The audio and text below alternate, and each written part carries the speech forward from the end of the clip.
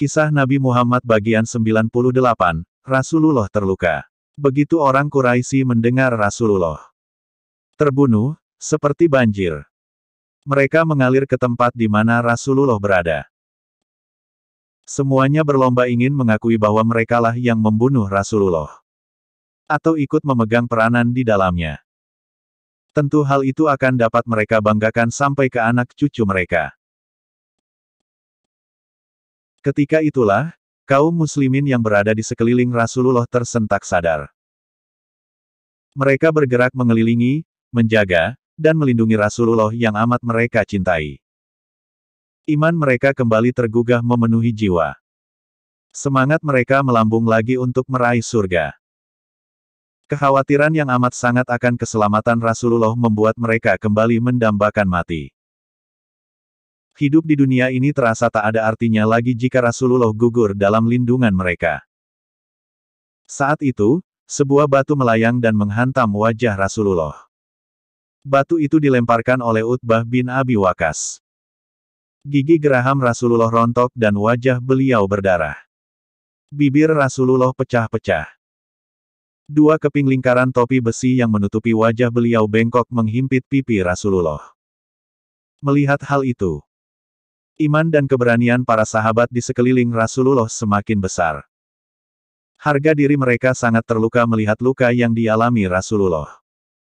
Setelah terhuyung sejenak akibat hantaman batu yang demikian keras, Rasulullah kembali dapat menguasai diri. Beliau terus berjalan ke tempat aman dikelilingi para sahabat yang setia. Tiba-tiba Rasulullah terperosok ke dalam sebuah lubang. Lubang itu sengaja digali oleh Abu Amir untuk menjerumuskan kaum muslimin. Cepat-cepat, Ali bin Abi Thalib menghampiri, meraih dan memegang tangan Rasulullah. Talha bin Ubaidillah membantu mengangkat beliau hingga dapat berdiri kembali.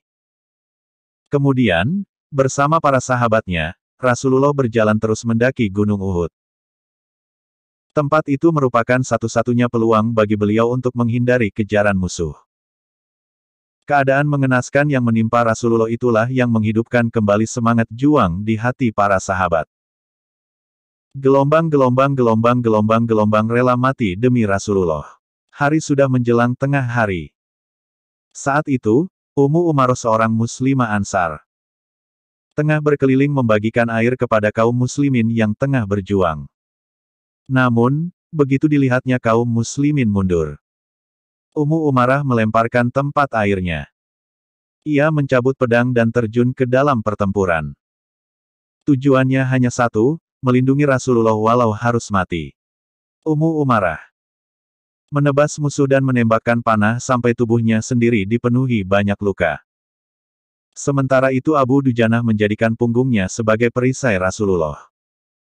Beberapa panah yang melayang ke arah Rasulullah tertahan di punggung Abu Dujanah. Di samping Rasulullah, Sa'ad bin Abi Waqqas berdiri melepaskan panahnya untuk menahan musuh.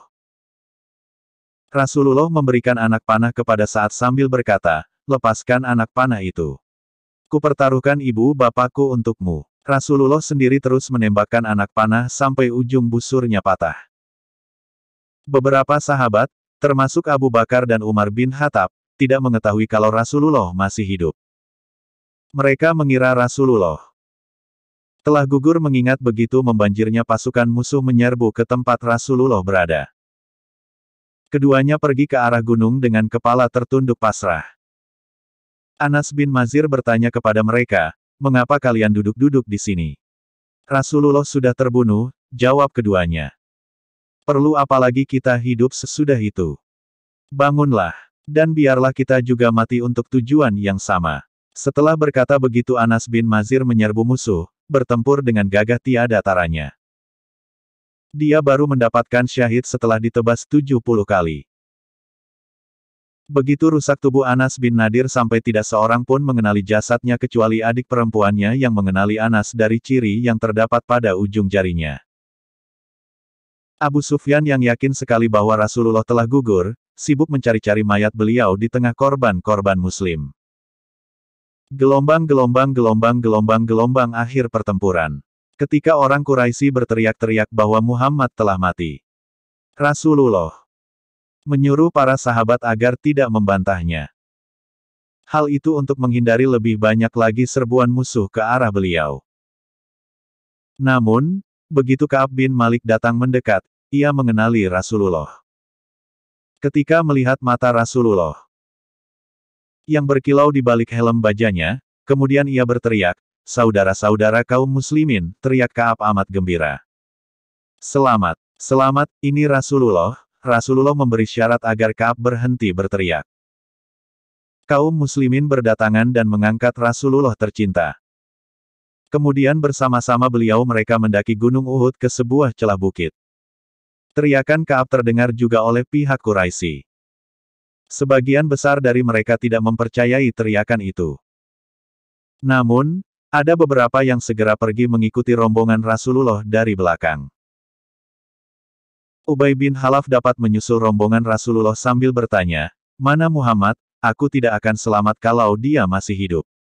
Seketika itu juga Rasulullah mengambil tombak Haris bin Sima, lalu dengan sangat cepat Rasulullah melemparnya ke arah Ubay bin Khalaf. Ubay pun terhuyung-huyung di atas kudanya, lalu berusaha kembali pulang dan mati di tengah jalan. Sesampainya pasukan Muslim di ujung bukit, Ali bin Abi Thalib pergi mengambil air. Air dalam perisai kulitnya.